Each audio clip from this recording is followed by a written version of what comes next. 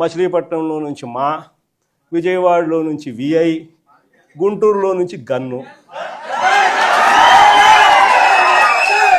మావిగన్ అని చెప్పి ఈ 110 కిలోమీటర్లు ఈ ఎకనామిక్ కారిడార్ కింద, క్యాపిటల్ కారిడార్ కింద డిక్లేర్ చేసి ఆ కట్టే బిల్డింగ్లు ఆడ కట్టుకోకుండా ఇక్కడ కట్టయ్యా, 2 లక్షల కోట్లలో నువ్వు పెట్టే అమౌంట్లో 10% ఇక్కడ పెడితే చాలయ్యా, ఆ రోడ్ల కనెక్టివిటీని కొంచెం ఇంప్రూవ్ చేస్తే చాలు, బ్రహ్మాండమైన రాజధాని ఇక్కడే తయారవుతుంది.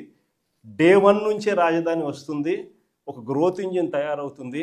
కనీసం 20 ఏళ్ళ తర్వాత అయినా మన పిల్లలు ఉద్యోగాల కోసం ఎక్కడికెక్కడికో పోవాల్సిన అవసరం లేకుండా మా మావిగన్లోనే ఉద్యోగాలు దొరుకుతాయ్యా అని చెప్పి అని చిలకకి చెప్పినట్టు చెప్పినా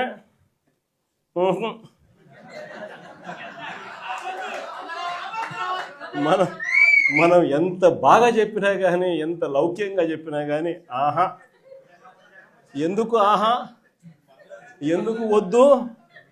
కారణం ఆడ 2 లక్షల కోట్లు వర్కులు, మొబిలైజేషన్ అడ్వాన్స్ 10%, అందులో 8% తీసుకోవడం.